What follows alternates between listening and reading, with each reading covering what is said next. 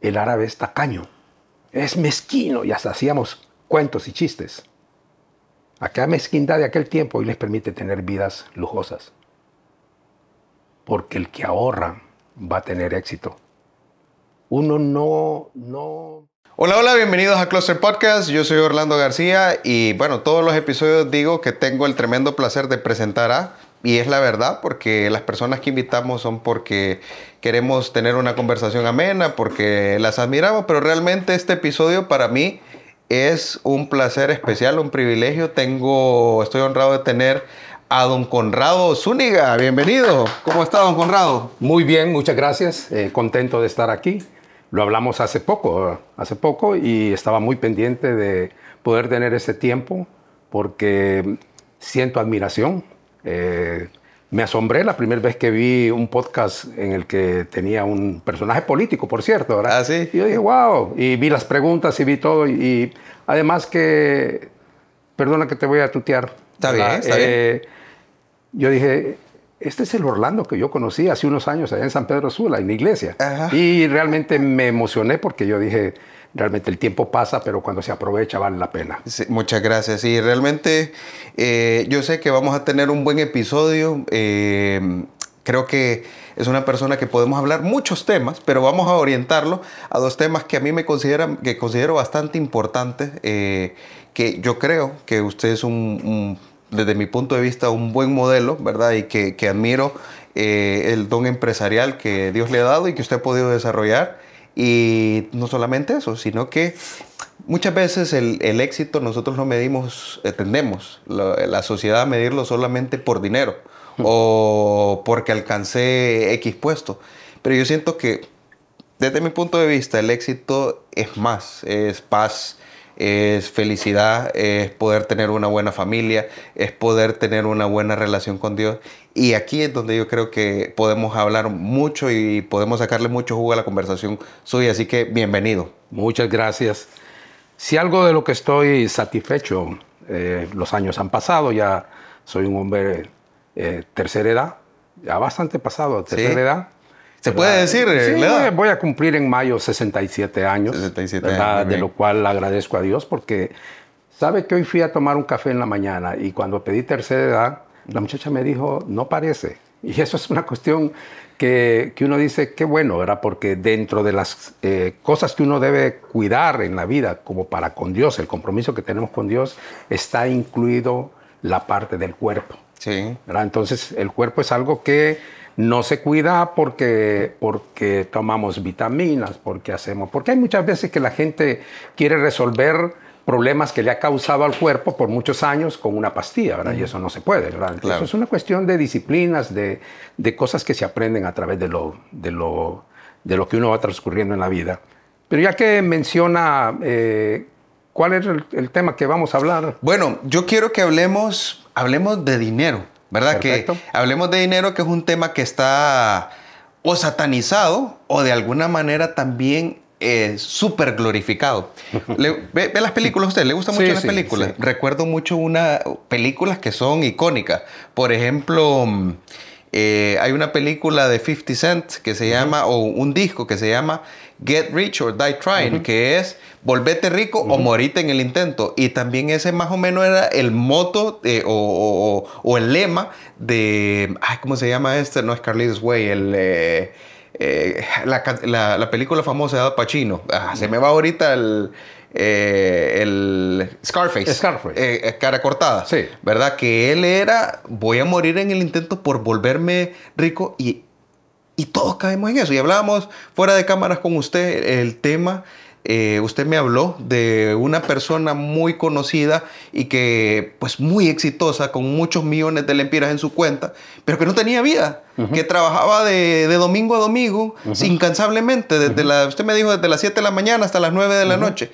Entonces, quiero que hablemos de ese tema. A todos nos interesa el tema del dinero, pero que lo veamos desde una perspectiva más amplia, desde una perspectiva, podemos hablarlo desde la perspectiva de la fe, podemos hablarlo desde la perspectiva también de todo lo que conlleva eso, ser exitoso, generar, salir adelante. Cuénteme, si quiere empecemos esta plática hablándome un poquito de usted.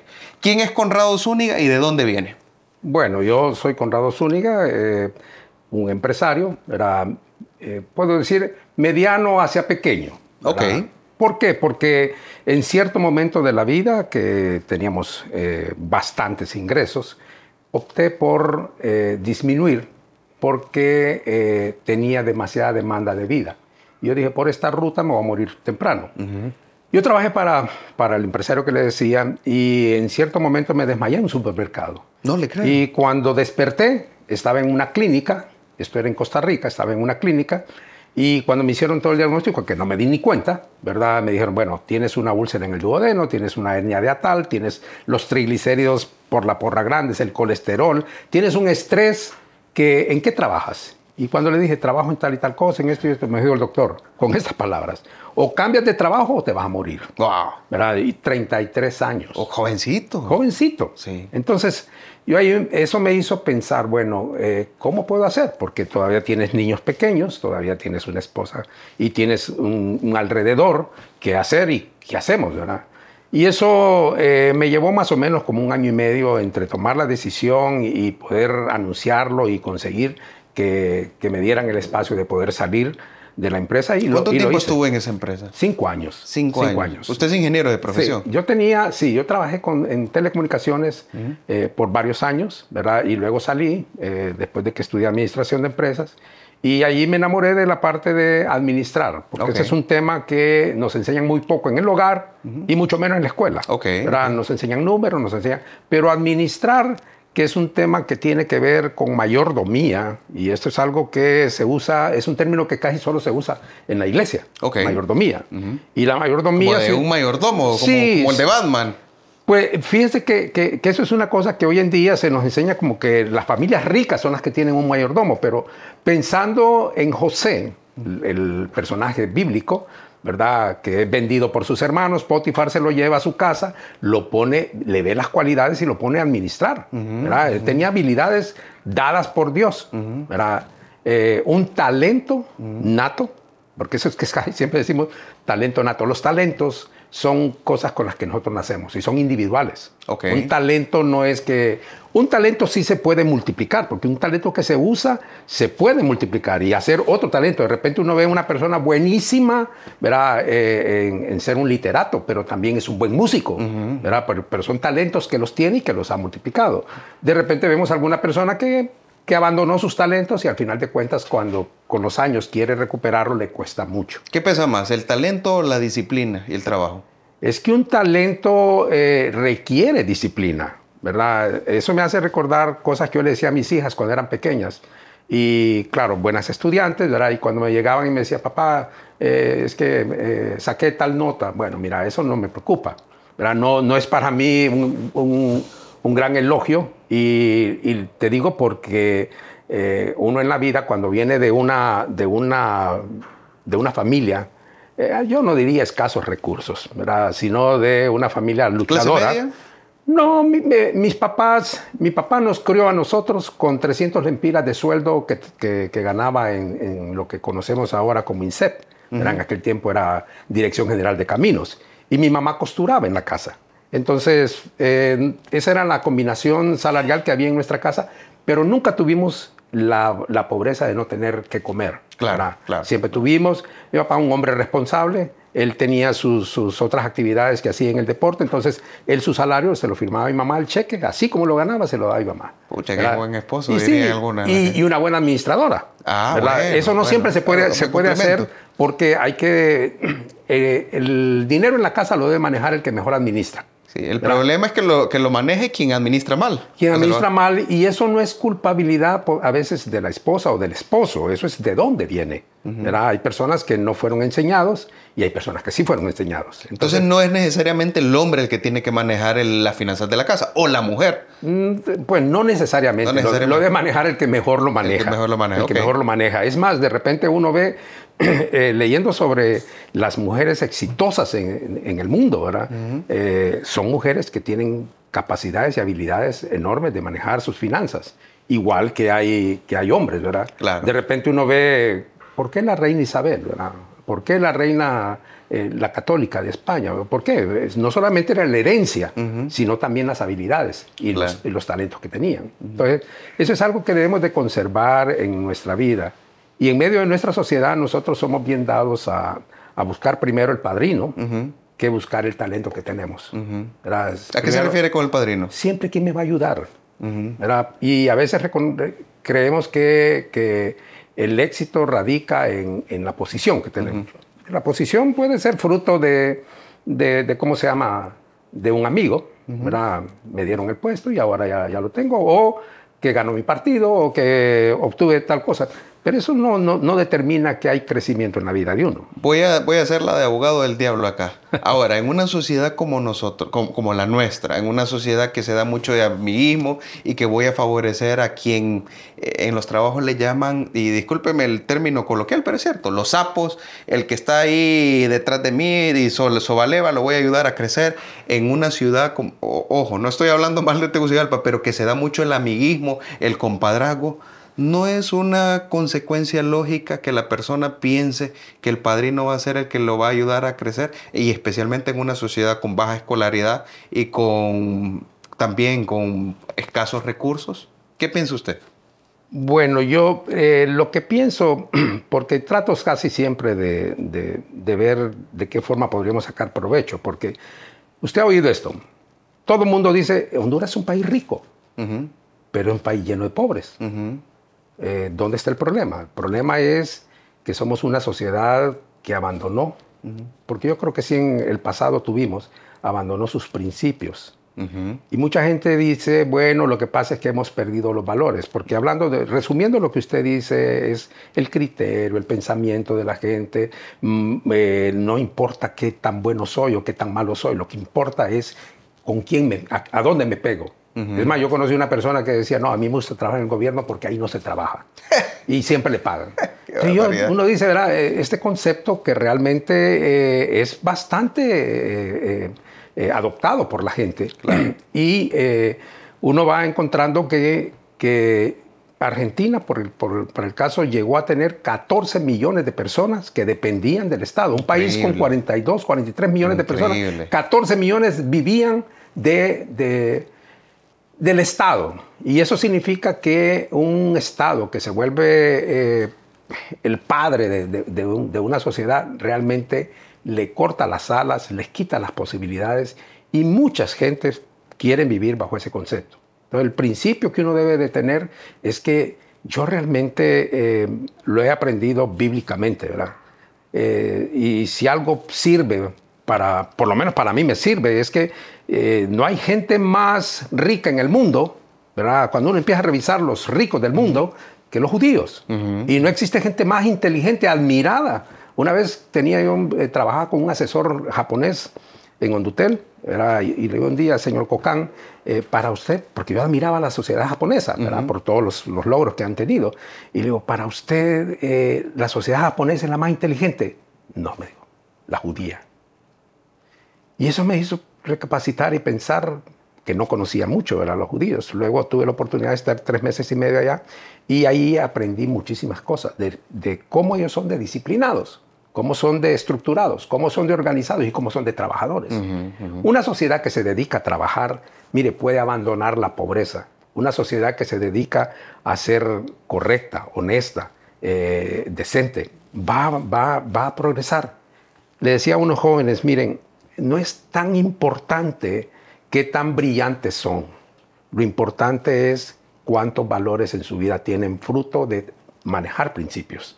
Si usted tiene un principio de honradez, no es que me pusieron a tentación o me pusieron... No, usted tiene un principio de honradez, usted va a ir por el camino de la honradez. Puede tener la oportunidad de agenciarse capitales que nunca ha tenido, pero como usted es honrado, usted no los va a tocar. Claro. Porque tiene un principio de honradez. Claro. Y esto no es que se pone a pensar en que la familia, porque hay gente que dice, uno piensa en los hijos. No, eso es sencillamente que tiene un principio de honradez. Claro. Y eso funciona en todos los aspectos de la vida. Entonces le decía a estos jóvenes, miren, ningún empresario quiere tener a un fulano dedicado al licor. No quiere tenerlo, por muy brillante que sea. ¿verdad? Lo va a tener por ahí en algún lado, pero él no lo quiere como gerente. Todo empresario quiere un hombre correcto, un hombre que no ande detrás de la secretaria, detrás de la empleada, que pierda su tiempo en mujeres. ¿Por qué? Porque los resultados no van a ser los esperados. Entonces, ¿usted cree que el crecimiento social y personal viene a partir de tener principios y valores? Y valores. El principio, por fuerza, va a generar un valor. Y ese valor es el que es apreciado por la persona. Ok. ¿Verdad? Al final de cuentas, usted va a notar los resultados. Ok. Y alguien podría pensar en este momento, ok, pero mi abuelito, mi abuelita nunca salieron de la pobreza y era un hombre con unos valores. Bueno, de hecho, yo le puedo dar un ejemplo. Mi abuelo, pues, que es una persona que influenció mucho en mí, que impactó mucho en mí, una persona honradísima, honradísima. Y no le voy a decir que él era pobre, sacó adelante y permitió que sus hijos estudiaran y todo, pero no vivió no vivió tal vez una vida, lo que llamaríamos un gran éxito empresarial, sino una vida de clase media. Entonces, siempre va a ser así, siempre los valores al principio nos va a... Volviendo al tema que usted mencionó, que las sociedades pueden salir adelante con principios y valores, ¿siempre se va a dar o solamente es a veces? Bueno, lo que sucede es que una vez que yo tengo principios y que tengo valores, ¿verdad? Que van a ser bien notorios para el que me contrata o el que me da una determinada posición, no basta. De ahí en adelante yo tengo que empezar a ver qué talentos tengo y cómo puedo aprovecharlos, ¿verdad? Entonces, esa es una cosa que uno puede ver de los abuelos. Yo tuve también abuelos, hombres correctos, hombres buenos, pero hombres que les faltó, en algunos casos. Me recuerdo que mi mamá me contaba que mi abuelo materno, ¿verdad? Vendió sus propiedades en el campo que le había heredado su papá y que le había también hecho crecer. Las vendió y se vino a Tegucigalpa y empezó y compró un lugar para vivir. Pero entonces habían vecinos que vendían, que él pudo haber dicho comprar más tierras. Pero él dijo, no, ya es suficiente con esto, aquí tengo, estoy bien. Pero lo que tenía terminó perdiéndolo porque lo prestó, ¿verdad? Y esto es algo que, cómo usted usa los recursos que tiene, ¿verdad? No es tampoco que me tengo que convertir en una persona tacaña para guardar, pero uno debe de aprender que es importante el ahorro, y no tanto el ahorro monetario, sino el ahorro en todos los aspectos de la vida, ¿verdad? Para el caso, uno debe de pensar cuál es el siguiente paso que debo de dar. Por ejemplo, me da pena a veces ver personas que ya cruzaron la vida, que ya envejecieron. Y ayer casualmente me encontré un amigo contemporáneo, fuimos compañeros en el colegio, y cuando estábamos platicando, ahora no tiene jubilación, porque él no trabajó para el Estado. Y en las empresas que trabajó no tenía jubilación. Entonces él tiene la jubilación que da el Seguro Social, que le ayuda, no sé, tal vez para los medicamentos. Pero es una persona que ya cruzó, tiene mi misma edad, 67 años, y no sé qué patrimonio hizo, porque tampoco le pregunté ni tampoco me interesa, pero es importante que en los años productivos, aparte de tener esos valores, que esos valores me abren puertas, esos principios me abren puertas, pero no me garantizan ni me dan tampoco lo que debo hacer. De ahí en adelante yo necesito ser luchador, trabajador y esforzado. Entonces, la honradez me permite ser confiable, pero la honradez en sí sola no me genera beneficios. Tendré que trabajarlos. Entonces, eso es algo que tenemos que hacerlo para que podamos crecer y prosperar. Aparte de eso, las oportunidades hay que aprovecharlas, ¿verdad? Yo a veces digo, hay gente que tiene buena vista para ver oportunidades. Wow, dicen, ese negocio es bueno, ese negocio es bueno, ese negocio es bueno. Pero dígale que lo tome. No. Yo he tenido personas que vienen y me dicen, mire, Conrado, yo veo que este negocio es bueno y quisiera que nos metamos y que hagamos. Pero como yo estoy ocupado, ¿verdad? Entonces le digo, mire, y es bueno, sí es muy bueno. ¿Y para qué me necesita? ¿Verdad? Si es bueno, usted ya lo vio que es bueno. No, pero es que yo no sé lo otro. Bueno, entonces, cuando hay una oportunidad es bueno poder verla, ¿verdad? Porque a todos nos pasan las oportunidades por cercano a nuestra vista. El tema es quién tiene la capacidad de poderla ver. Y una vez que la ve, entonces hay otro elemento. Ahora tengo que tener el valor de tomarla. ¿Verdad? Y es donde la gente entra en dudas y si me meto y si me va mal. Tienen más, digo yo, en su mochila, tienen más cosas negativas de que le va a ir mal que cosas positivas de que él va a poderlo hacer bien. Entonces se empieza a sacar todo ese montón de no recursos o recursos negativos que realmente terminan no intentándolo. No accionando. No accionando y después ve que ese negocio que él pensó y que lo vio. Alguien más lo hizo. Alguien más lo hizo con menos capacidades que él y le va bien. Y le va bien, imagínese. Entonces, la segunda, ¿verdad? Es poder tener el valor. Lo tercero, yo diría, hay que estar preparado. Porque hay gente que tiene el valor y agarra y va y hasta le dice a los papás, préstame la casa, tal, la voy a ir a hipotecar y con ese dinero yo voy a montar tal negocio. Pero cuando tiene el negocio no sabe cómo manejarlo. Y fracasa.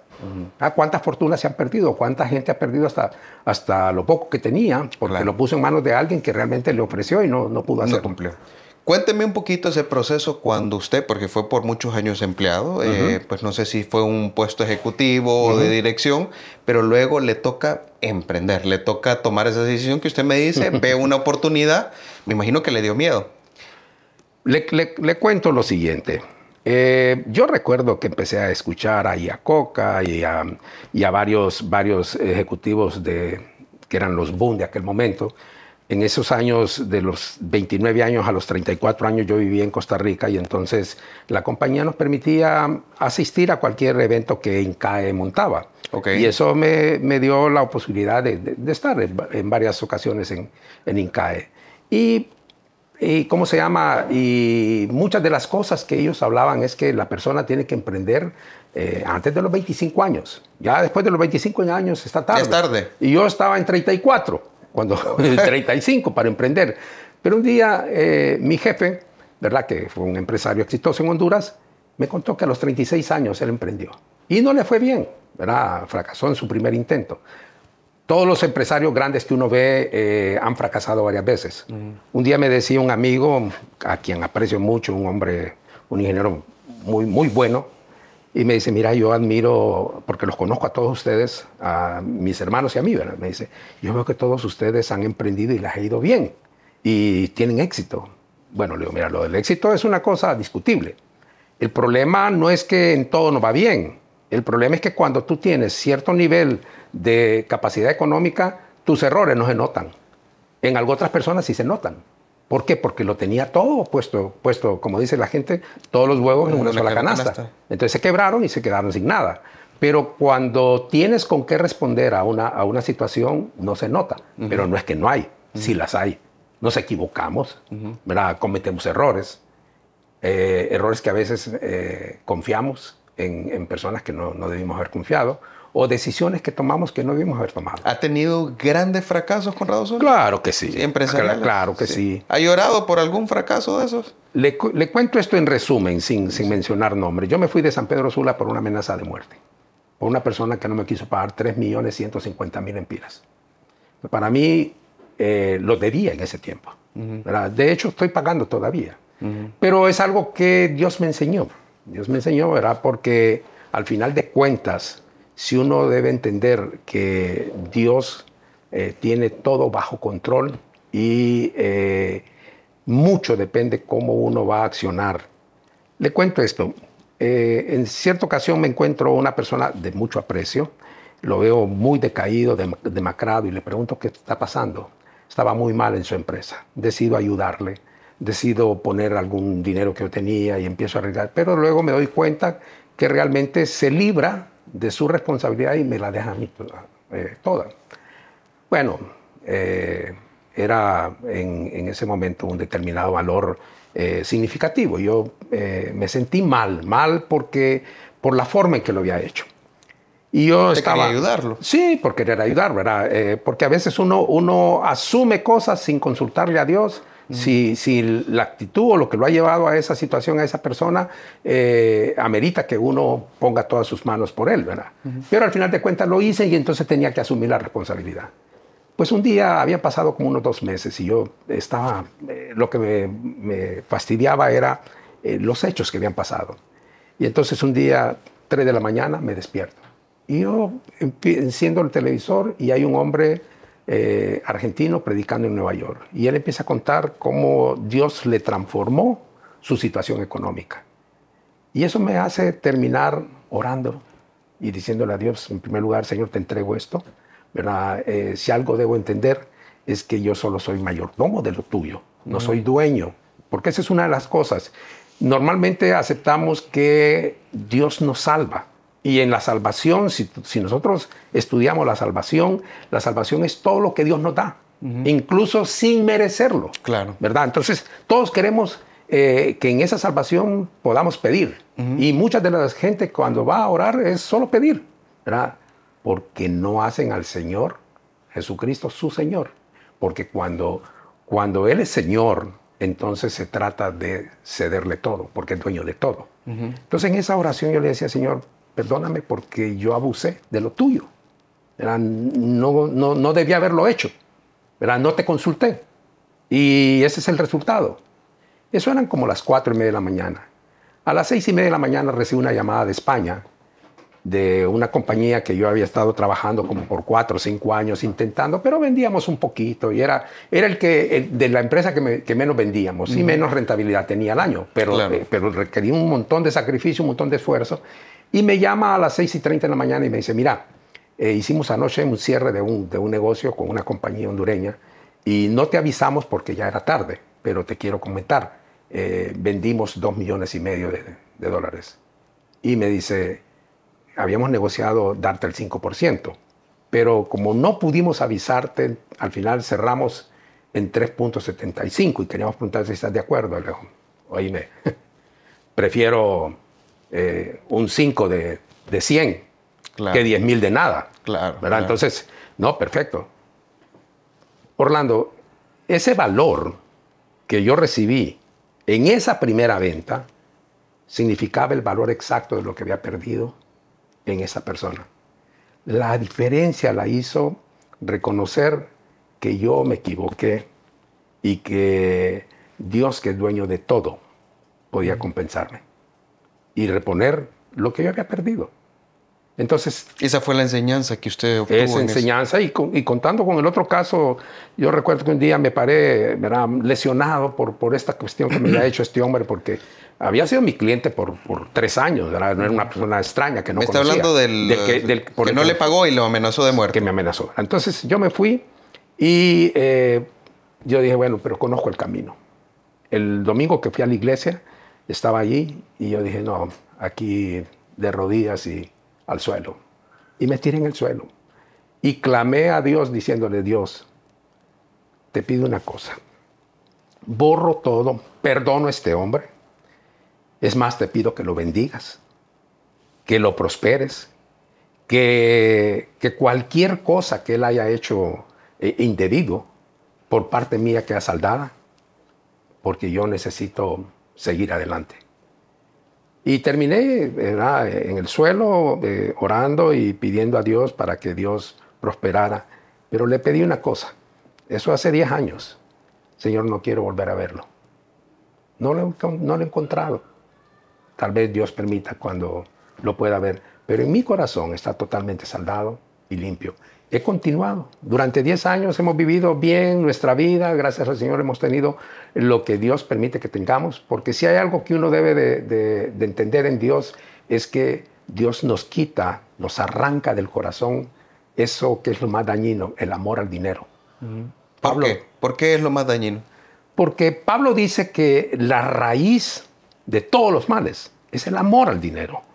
No es problema tener dinero. Es problema amar al dinero sobre todas las cosas. Y mire lo que pasa.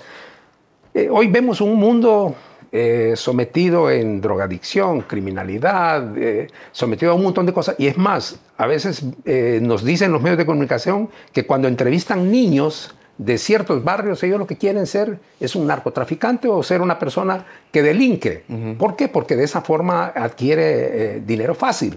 El problema es que usted puede decidir, ¿verdad?, qué hacer con su vida, pero toda la decisión que usted tome va a tener consecuencias. Y eso es algo que no hay forma de librarnos de las consecuencias. Tengo varias preguntas de todo lo que me ha estado hablando, me parece muy interesante. Primero, me llama mucho la atención usted contó dos historias, ¿verdad? Y en una de ellas, una persona que lo amenaza de muerte por el hecho de que le debía más de 3 millones de lempiras y le dijo, no le voy a pagar y si me seguís cobrando, te mato, ¿verdad? Eso Es más barato pagarle a alguien que se sabe de ustedes que pagarle. Ok. Una injusticia. O sea, independientemente del monto, y estoy seguro que todas las personas que nos están viendo hemos pasado una de esas situaciones dolorosas en un negocio, en una tradición dentro de nuestro trabajo, que tal vez el amigo y todo, que por quedar bien, ¡pa!, una puñalada en la espalda. Pero son esas situaciones, esos puntos de inflexión, esos golpes que nos da la vida a todos, los que llegamos a cierto nivel y nos toca salir adelante y nos toca luchar. Ahora, mi pregunta es, porque yo lo he vivido y no en una sola ocasión. En negocio hay que estar preparado de todo, ya sea microempresario, un pequeño empresario, emprendedor, nos toca todo. ¿Cómo sanamos nuestro corazón y cómo seguimos adelante? Que eso es lo que yo tomo de la historia que usted me contó. ¿Cómo sigo adelante y cómo eso no define mi hoy? Hace que tenga, porque son golpes fuertes. Estoy seguro que usted se sintió terriblemente mal y dice, no lo hubiera hecho, y uno piensa, pero ¿cómo superamos esos tremendos golpes emocionales que nos afectan internamente y que afectan cosas puntuales de nuestra vida, nuestra familia, nuestra economía, la capacidad de poder darles quizás un lujo adicional a sus hijos, a su esposa, que no va a poder por una persona ajena? ¿Cómo le recomienda usted a un emprendedor, a un empresario, a un empleado que pueda superar estos golpes fuertes, estas traiciones? Vamos a tomar esa palabra superar, porque eso implica crecimiento. Muy bien. Muchas veces creemos que el crecimiento está en la abundancia de éxitos, ¿verdad? El crecimiento tiene que ver más que de adentro para afuera, ¿verdad?, de afuera para adentro. O sea, que nosotros acumulamos en nosotros mismos para crecer. ¿Qué es crecimiento? Crecimiento es que yo voy, puede ser que cada día lea más y eso me da más conocimiento. Puede ser que cada día yo tenga una mayor relación con Dios y eso me permite que estoy más cerca de Él, más compenetrado con Dios. Porque casi todos usamos la palabra refugio. Pero, ¿qué significa refugio? ¿En quién yo me refugio? Yo me puedo refugiar en el dolor, me puedo refugiar en el lamento, me puedo refugiar en el odio, me puedo refugiar en la venganza, yo me puedo refugiar en un sinnúmero de cosas. Pero es distinto cuando yo voy al Señor y el Señor me habla claramente y me hace entender que yo necesito refugiarme en Él. Porque si hay algo... Yo admiro, Esteban era un hombre que lo que estaba haciendo era predicando, hablando de Jesús, y a la gente eso le causó odio, malestar, y dijeron, matémoslo, y lo apedrearon. El libro de Hechos cuenta que incluso el Pablo que conocemos, que en ese tiempo se llamaba Saulo, era parte de esto, ¿verdad? Y lo apedrearon hasta la muerte. Y dice que en un momento él abre los ojos y le dice, Señor, no le tomes a cuenta este pecado. Y pudo ver al Hijo del Hombre a la par del Padre. Está hablando de Jesús a la par del Padre. Estas son cosas que realmente sobrepasan nuestro entendimiento. Cuando entendemos que la fe me lleva a mí por caminos que yo no espero ni planifico, que están por encima incluso de lo que yo puedo entender y comprender, ¿verdad? Aun cuando Pablo dice en Hebreos aun cuando la palabra dice en Hebreos que la fe es pues la certeza de lo que se espera, la convicción de lo que no se ve. ¿Cómo yo estoy cierto de lo que yo espero? ¿Y cómo estoy convencido de lo que no se ve? La única forma es a través de leerlo, entenderlo y practicarlo. Se va volviendo en nuestra vida un ejercicio. Entonces, la pregunta era cómo uno puede superar estas cosas, porque al final de cuentas, en ese momento yo decido tomar diferentes rutas. Pero si la ruta es, ok, Señor, yo veo hacia atrás, la mayor parte de nuestros años de educación y de crianza crecimos en la colonia Kennedy. Muy bien. En una casa... La populosa Kennedy. La populosa Kennedy, una casa donde los dormitorios eran 250 por 250. Y nosotros éramos 5 hermanos en una casa que tenía 3 dormitorios. Uno de mis papás y mis 2 hermanas que dormían juntas y los 3 varones dormían juntos. Entonces había que ver cómo se acomodaban 2 camas o 3 camas o cómo dormíamos allí. Y crecimos con eso. Un día le decía a mi hermano, yo creo que nosotros nos quedamos con ese complejo de habernos criado en la Kennedy, porque ahora lo que hacemos es unos cuartos grandotes, ¿verdad? En todas nuestras casas, nuestro cuarto principal es enorme, ¿verdad? Como para sacudirnos aquel complejo. Pero gracias a Dios uno va viendo y entonces en esos momentos uno dice, ¿de dónde Dios me trajo? ¿Quién era yo? Si cuando uno tiene esos 12, 13 años en la complejidad de esa edad que le llaman, ¿cómo se llama? Adolescencia, que uno adolece de todo, claro. Uno piensa cómo va a ser su futuro. Claro. Y a veces planifica medio atravesar la vida, con lo menos que se pueda. Pero Dios nos lleva por otros caminos. Entonces, en esos momentos, cuando hemos emprendido y hemos tenido logros, ¿verdad? Porque el éxito es una cosa distinta a los logros. Entonces, cuando hemos tenido logros, uno dice, ¿de dónde Dios me ha traído? ¿Qué tenía? ¿Verdad? ¿Cómo crecí? Bien. Yo ahí empiezo a veces a recordar que mi mamá nos daba 20 centavos para ir al colegio, porque viviendo en la Kennedy estudiamos en el Central y luego estudié en el Técnico Olivo Gran. Y yo, lo que salíamos era la carretera principal a pedir jalón, ¿verdad? En aquel tiempo uno solo alzaba el dedo y éramos varios, ¿verdad? Y entonces los pick-ups se paraban y nos llevaban hasta el estadio. En el estadio, el Central, que estaba ahí frente al parque, casi cerca del Parque Central, entonces bajábamos y ya íbamos para el Central y el Técnico también. Entonces recorríamos eso para que esos 20 centavos nos sirvieran para un pan con mantequilla y frijoles y un refresco que valían 10 centavos. Entonces casi no pagaba un bus, porque al regreso había que subir otra vez la cuesta del estadio y volver a pedir jalón. Entonces, uno sabe de esas limitaciones, ¿verdad? Cuántas veces, porque comenzaba la lluvia, tenía que salir corriendo y el zapato me quedaba atrás porque el elástico que tenían, ¿verdad? Se había reventado. Entonces, uno recuerda esas situaciones, pero uno puede decir, recuerda, dice la Biblia, ¿de dónde tú has venido? Y eso es algo que uno debe tener presente para poder siempre ser agradecido con Dios. Aún en los momentos complicados. Aún en los momentos difíciles, porque al final de cuentas no son las circunstancias lo que determinan la vida de uno, son los hechos que Dios va marcando a través de los tiempos. Buenísimo. La segunda pregunta que yo tengo de todo esto, que ahí es donde hay un dilema filosófico, un dilema de vida, que incluso hasta la misma Biblia lo refleja en un salmo de Asaf, porque usted habló de valores y habló de principios, y yo creo en eso. Yo creo que tener hábitos, tener principios, pero hay ambientes, como por ejemplo en nuestra sociedad, que es más fácil premiar los antivalores. Al que, por ejemplo, si entramos, no quiero entrar mucho en ese tema, pero en el ámbito político, el que toca el balón, es más fácil que crezca, y discúlpeme que lo exprese de manera coloquial, es más fácil que crezca a lo interno de un partido y llegue a un puesto que quien es inflexible en sus valores. Entonces hay ambientes, hay empresas, hay lugares, hay industrias donde no vender los valores va a ser un conflicto. Entonces, ¿qué le diría usted a esta persona que está manteniendo sus principios, que está manteniendo valores, que está esforzándose por salir adelante, estudiando, quizás sacando una maestría, y de repente está haciendo lo que puede, pero al final de mes no le ajusta el salario, por más que trate de ahorrar, tener principios, y está luchando y le está luchando? Entonces, que son casos reales que se dan.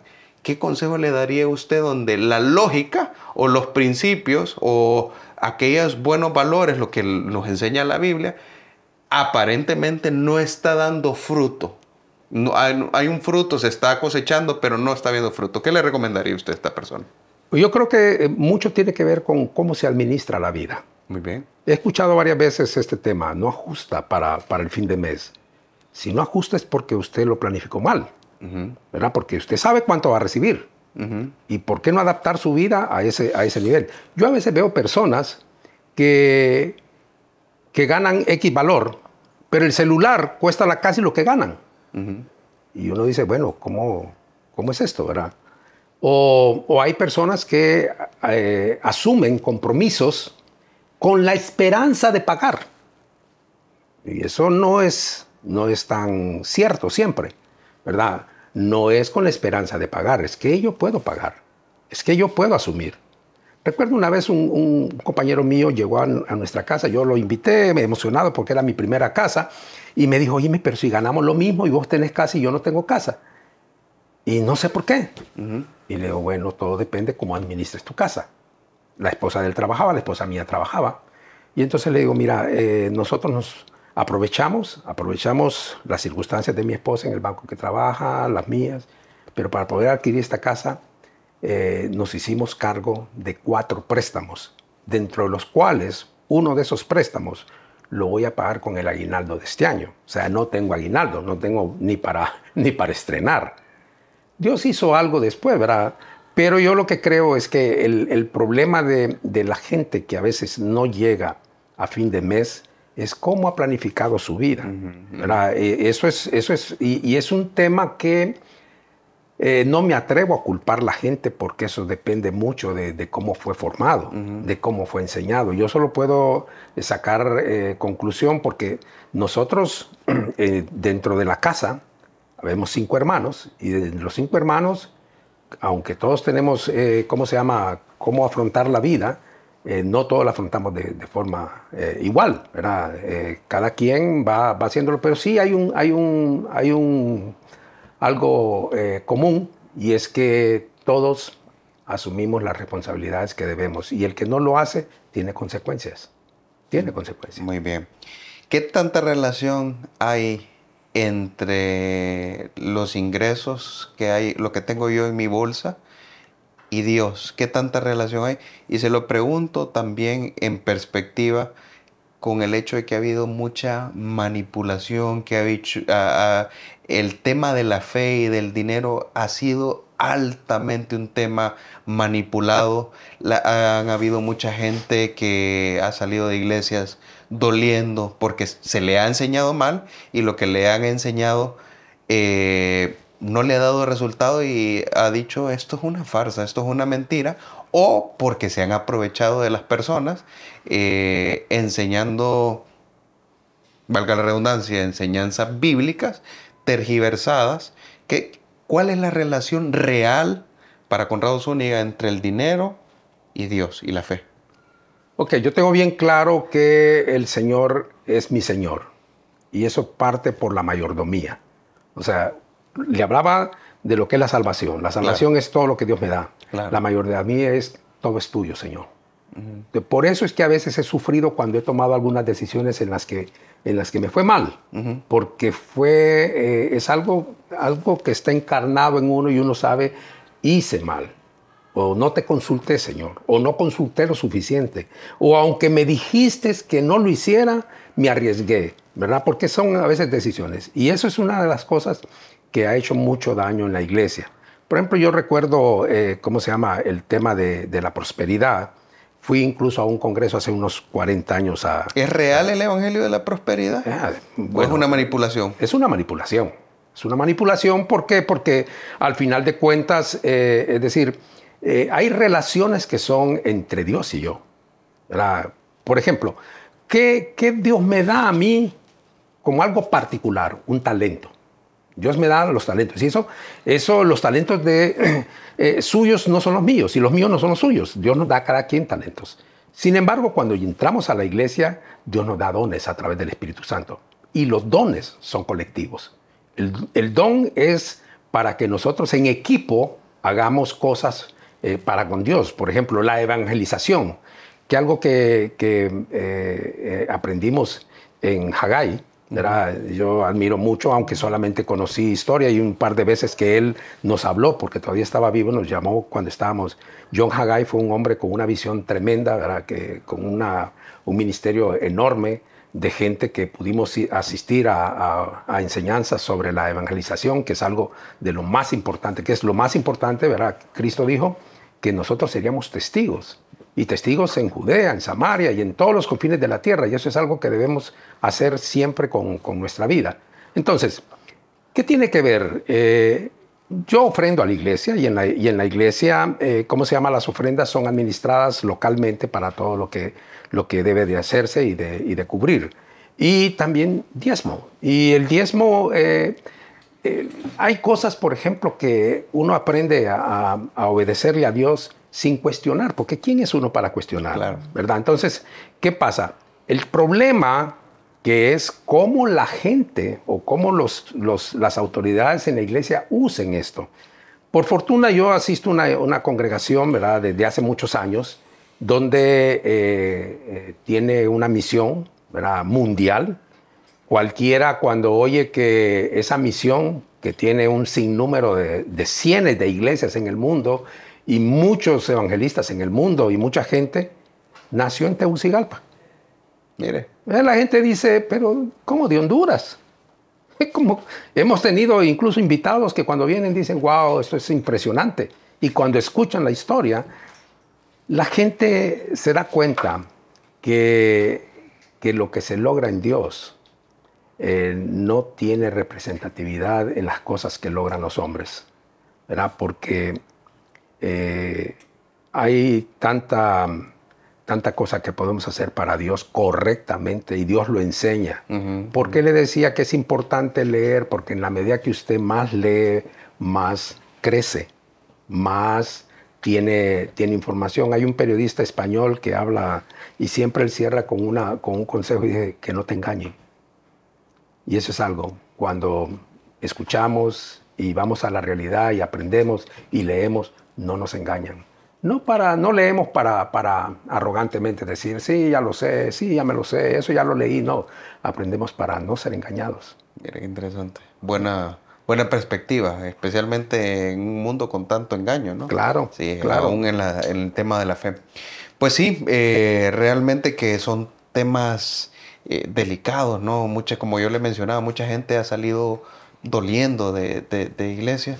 ¿Usted cree que hay pastores ladrones o hay ladrones que se visten de pastores? Y estoy hablando, ojo, lo digo con mucho cuidado, no quiero insultar a todas las personas, pero hay personas que genuinamente no corresponden, ¿verdad? Hace poco miraba una noticia de un tipo en Estados Unidos que era pastor de una iglesia y que violaba, o sea, estoy hablando de cosas reales y no estoy generalizando, pero o sea, se dan casos donde hay personas que son aparentemente personas de fe que actúan con, digamos, con una forma muy reprochable.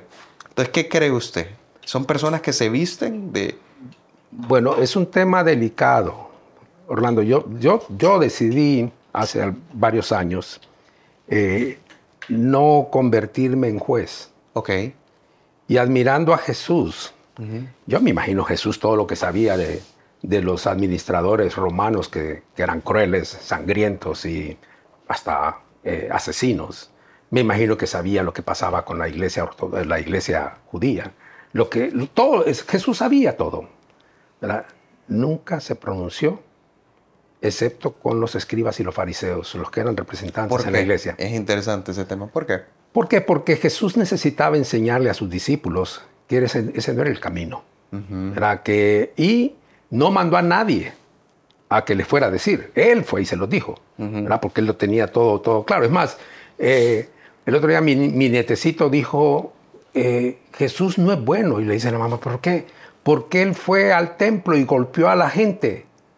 Porque él había visto en un programa, sí, cuando Jesús va al templo y la mamá tuvo que explicarle y yo reforcé lo que estaba diciendo, ¿verdad? pero vemos que Jesús hizo lo que tenía que hacer él, ¿verdad? Ahora, ¿qué pasa? Yo veo mucha gente hablando mal de X predicador, de X persona que enseña, de la gente que prospera, de todo. Y yo digo, indudablemente van a tener que dar cuentas, ¿verdad? Pero yo Conrado Zúñiga ha optado por no convertirse en juez de eso. Porque ¿quién soy yo, verdad? Para señalar puede uno darse cuenta y si usted me pregunta, ¿sí ha habido? Sí ha habido.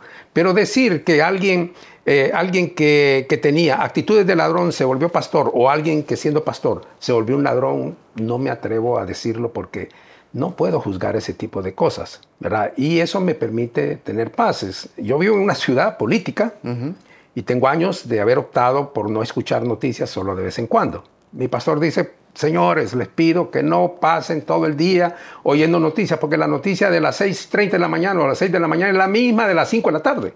Todo el día se pasan diciendo lo mismo y hay gente que vive entusiasmada que hasta cambia de canal, ¿verdad? O hay personas que se estacionan en un canal para oír todo lo referente a esa noticia. Y realmente eso nos hace más daño que beneficio, ¿verdad? Porque al final de cuentas queremos ser felices. Claro.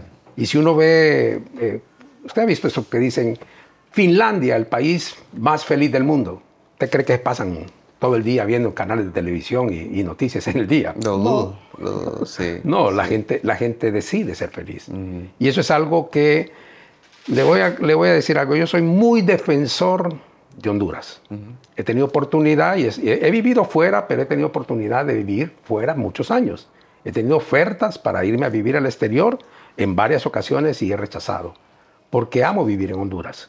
¿Por qué? Es decir, amo vivir en Honduras porque, en primer lugar, considero que Honduras es un país fácil para emprender, que todo el mundo considera que es equivocado, pero cuando usted ve un extranjero que viene a Honduras, dice, wow, aquí está todo por hacer. Está todo por hacer, pero ¿qué pasa? Entonces lo que ocurre es que nosotros no vemos todo lo que hay que hacer. Mira, hay un montón de oportunidades. Hay un montón de oportunidades. Le voy a mencionar algo. ¿Cuánta gente vive hoy en día y se ha hecho rico de vender agua? Una buena cantidad. Cuando yo era niño existía Electropura, se llamaba el agua. Y había que irla a traer allá a la par del DIN, allá cerca de la Cuesta del Empire, en Tegucigalpa. Era la única lugar donde vendían agua purificada. Hoy en día existen cantidades enormes. Y hay gente que embolsa agua, y hay gente de todo tipo de naturaleza. Agua. Y eso... es decir, hay tanta oportunidad, hay tanta cosa por hacer, que ese es un caso. Yo tengo un montonón de ideas, ¿verdad? Que estoy, ayer les decía en la reunión de COEP, de Junior Achievement, quiero que me inviten para ser colaborador nuevamente, porque ya fui 6 años presidente. Quiero que me inviten para ayudar a jóvenes, para que emprendan, porque hay mucha cosa por hacer. Entonces, yo amo este país y lo amo porque valoro. Posiblemente he estado en 4 continentes en el mundo y sigo amando Honduras. Cada vez que regreso me enamoro de Honduras. Usted es de los míos. Yo me voy de viaje y se me hace chiquito el corazón con toda la problemática y con todos los problemas que hay. Y admiro mucho eso, ¿verdad? Porque muchos hondureños nos dedicamos, en vez de decir cosas buenas de nuestro país, a ensuciarlo. O sea, decir lo malo que está, pero le agregamos. O sea, vivir con esa carga de negatividad y fíjese que siento yo que es un rasgo cultural de lo peor que tenemos en Honduras. Solo es de ver las redes sociales. Usted puede poner el mejor contenido del mundo. Siempre va a haber alguien que va a llegar a criticar. Sí. Pero lo que yo he tratado de aprender es que eso no habla tanto de... Por ejemplo, si usted es un creador de contenido, no habla tanto de usted, sino que habla de la realidad de la persona, la realidad interna, esa negatividad o que todo es malo o que todo tiene malicia. Habla más de la persona, que obviamente hay cosas malas, ¿verdad? Pero sí es un rasgo bien, siento yo, bien marcado en algunos hondureños, lamentablemente, y sí estoy de acuerdo con usted. Hay tantas cosas, tantos que por hacer. Me contaba alguien, ¿verdad?, de origen palestino, el hecho de que pues, esas personas cuando venían huyendo de la guerra y salieron de sus países con muchos problemas, estaban buscando oportunidades de salir adelante. Gente muy trabajadora.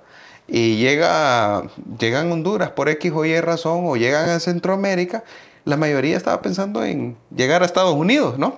El país de las oportunidades. Pero llegan y miren acá una visión diferente a lo que nosotros podíamos. Hey, o sea, alguien podría decir, este es un monte, no hay nada que hacer, me voy de acá.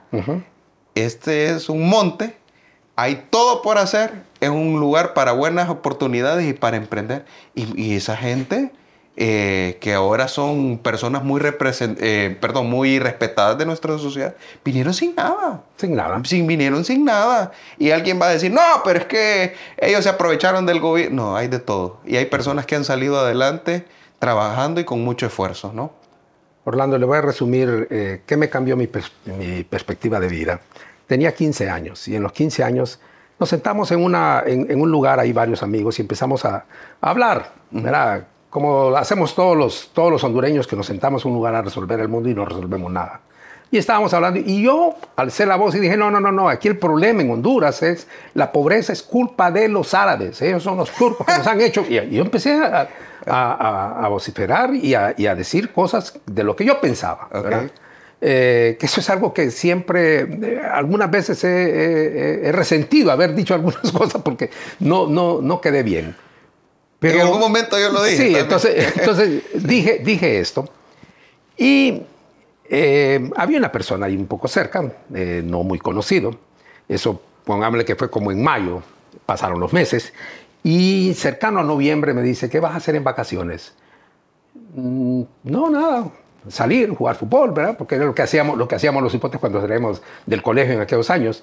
Y me dijo, ¿por qué no le decías a tu mamá que te dé permiso, que vas a ir conmigo a San Pedro Sula, yo te voy a pagar todo, te voy a dar algo también y no te vas a preocupar por nada? Bueno, está bien, emocionante para mí, ¿verdad? No sabía ni lo que me esperaba, pero yo fui donde mi mamá y mi papá, les dije, tengo un señor, ¿verdad?, que se llama así, fulano de tal, y que me invita, porque era de origen árabe, nacido incluso ¿cómo se llama?, en Beyala, en Israel.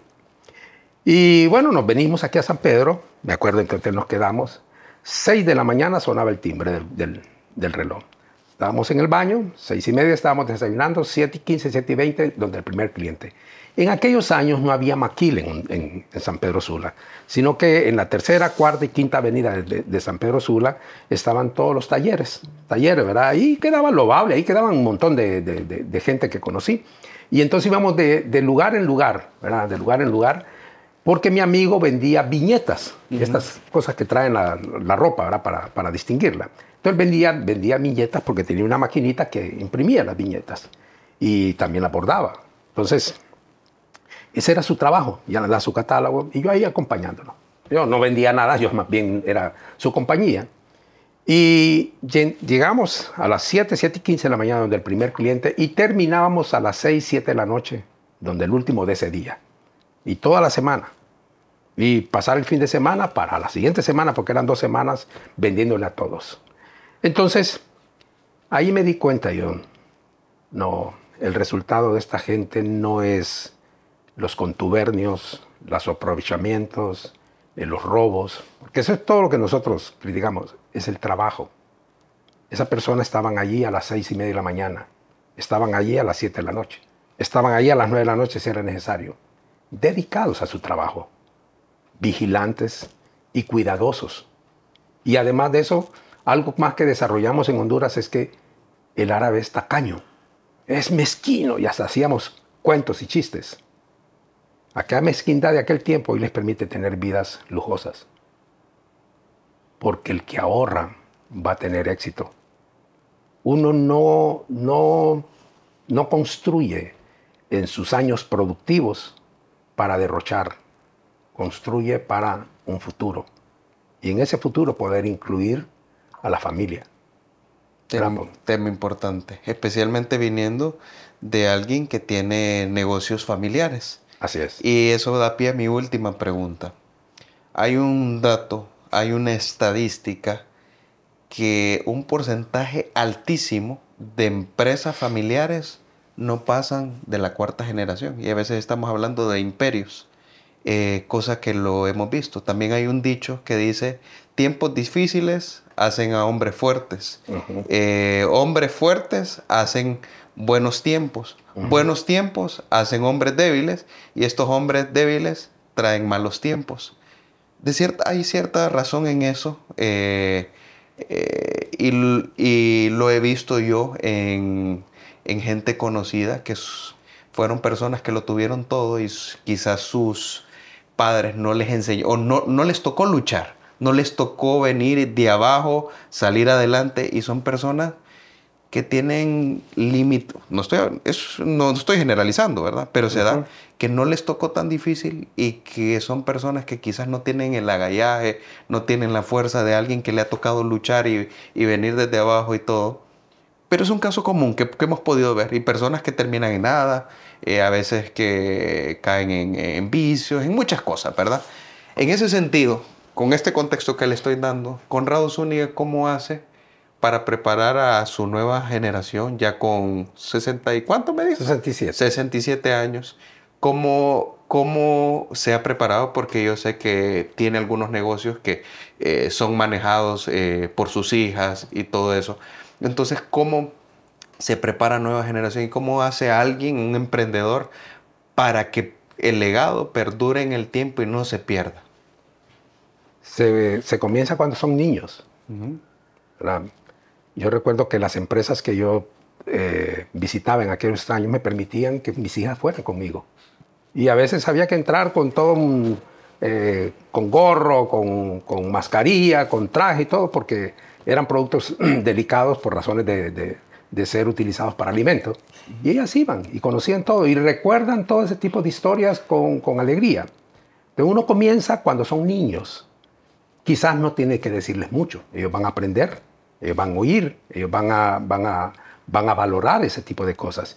Y cuando vayan creciendo se van a dar cuenta que la familia o el papá y la mamá les permitieron experimentar cosas que no son comunes en los demás.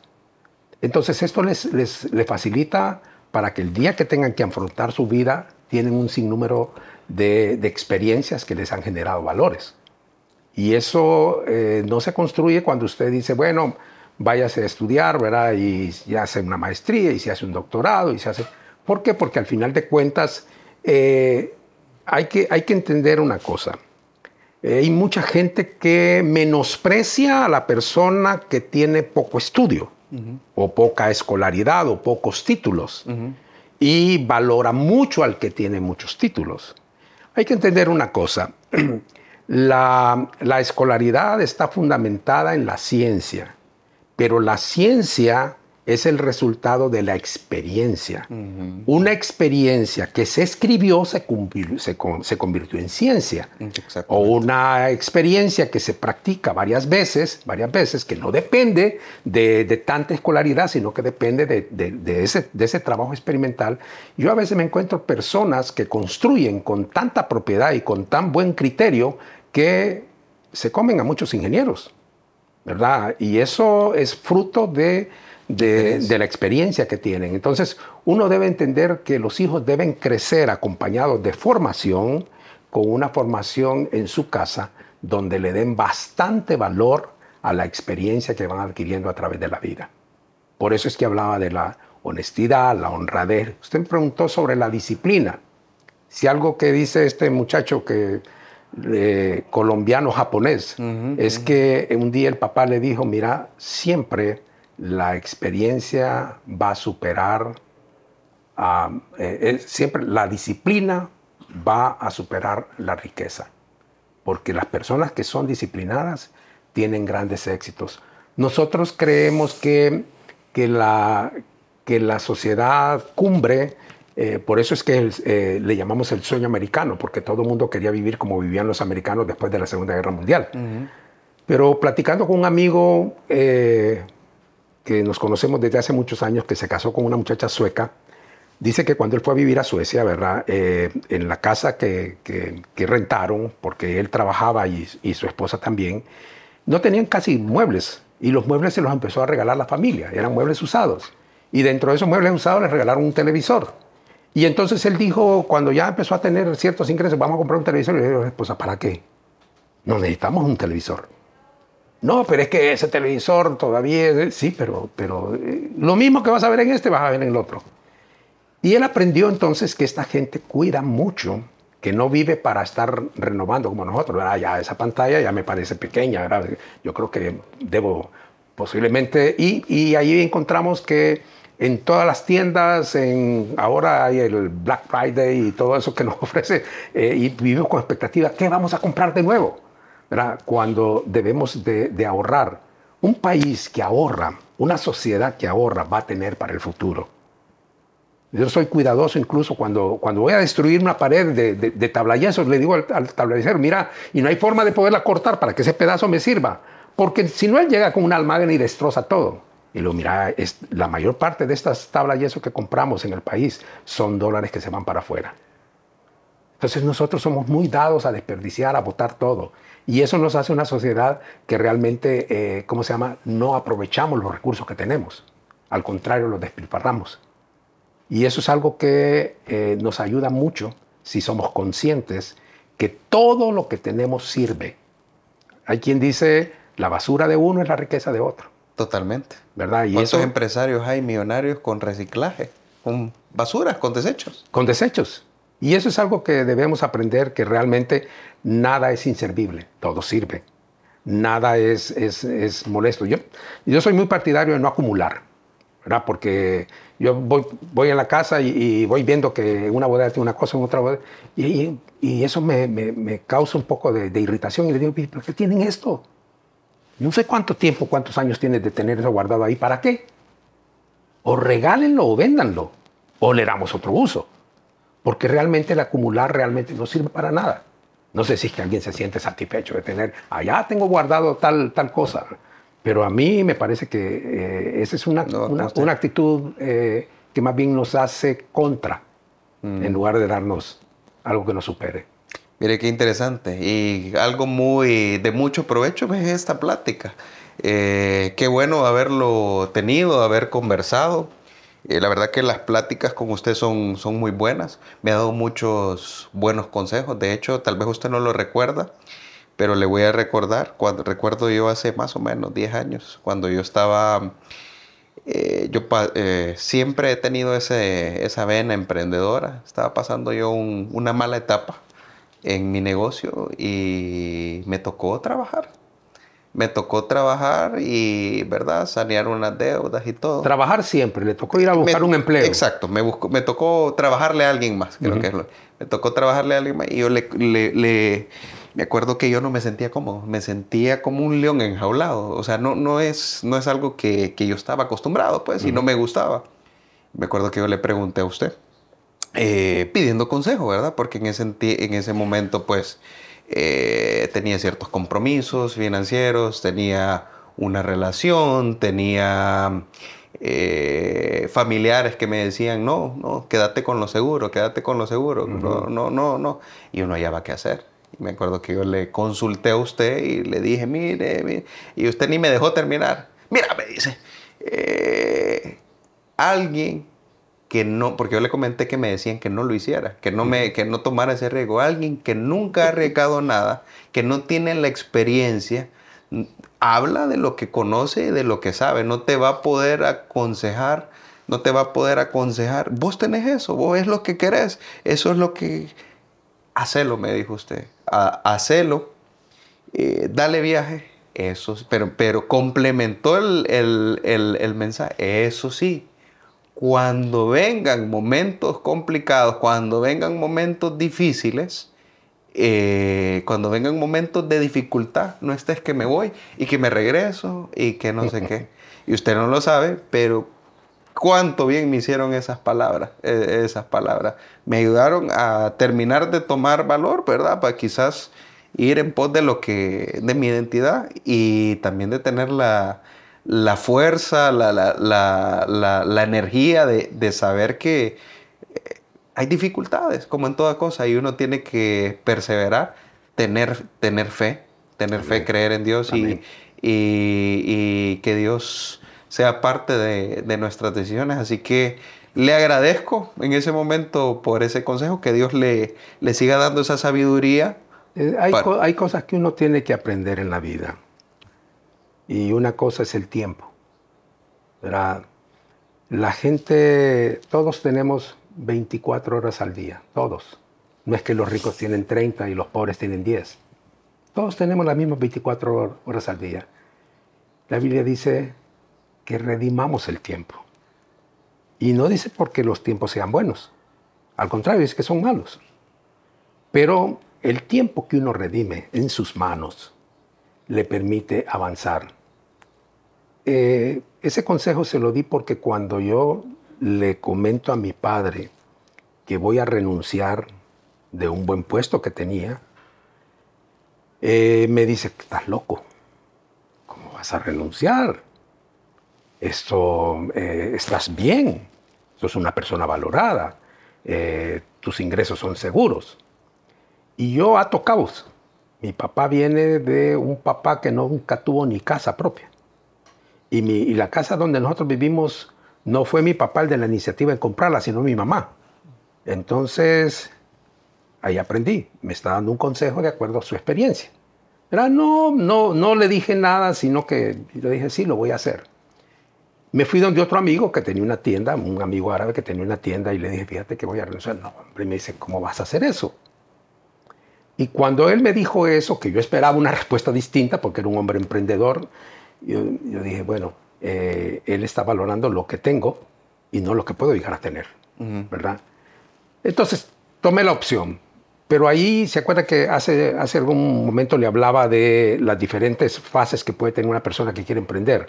Yo me fui al mundo para emprender, pero después de estar un tiempito ahí viendo, las cosas estaban como colgadas del cielo, porque no sabía cómo se hace. En mi segundo trabajo aprendí. Cuando salí yo dije, pónganme lo que quieran, que yo puedo salir adelante. Y así ha sido.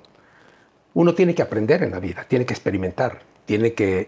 Y cuán valioso es, y eso lo practican muchos hombres millonarios. Cuando sus hijos regresan de estudiar de los Estados Unidos, no los ponen de gerente o subgerente en sus empresas.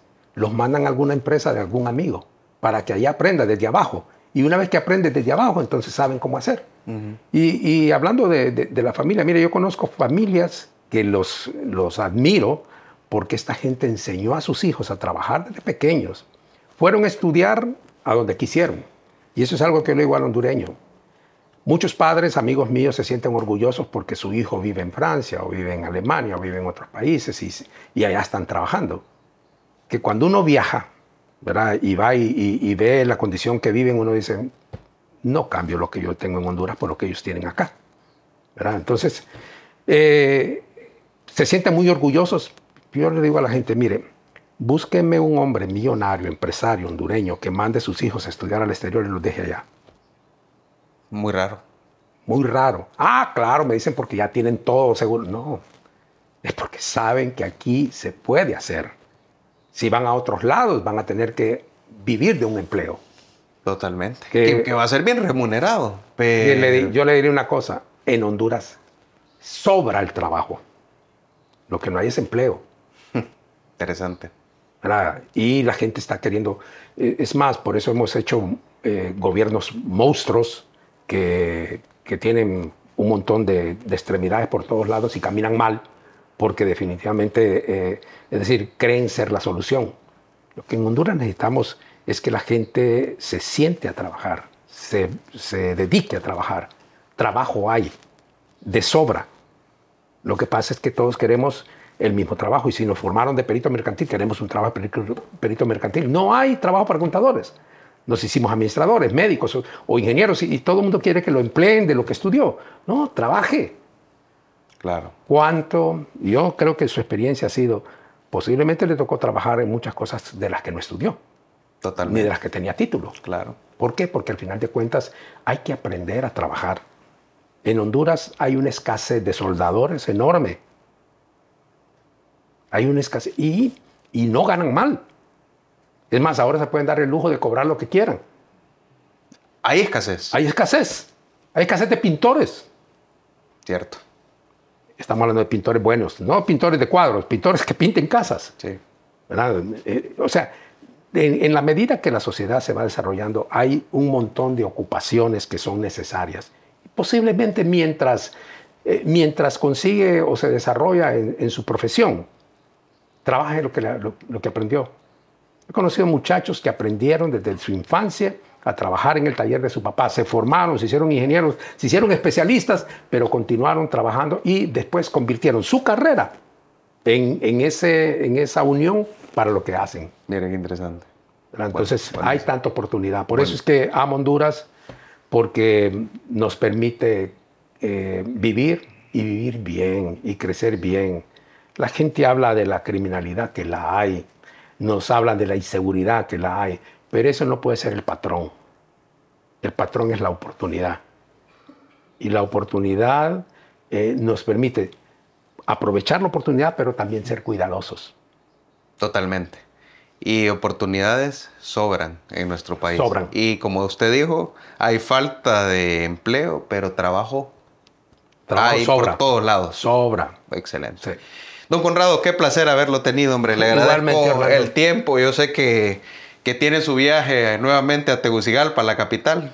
Vamos a tomarnos un cafecito cuando ande por allá. Vamos una vez al mes. Vamos un poco rápido, pero el cafecito lo vamos a tener que tomar en Liquidámbar, ¿no? Hay Bueno, café, hay buen café. No, tiene muy buen café. Buen y, café.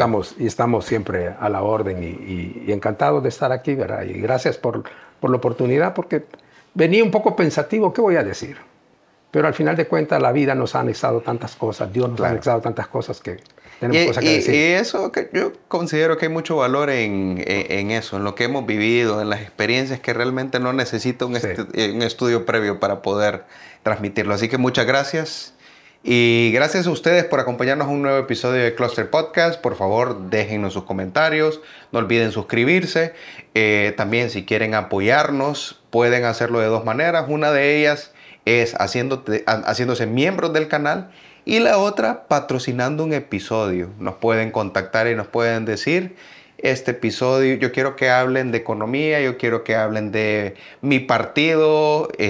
Obviamente con objetividad ustedes pueden patrocinar la producción de un episodio, así que están abiertas las posibilidades y gracias por acompañarnos. Nos vemos hasta la próxima.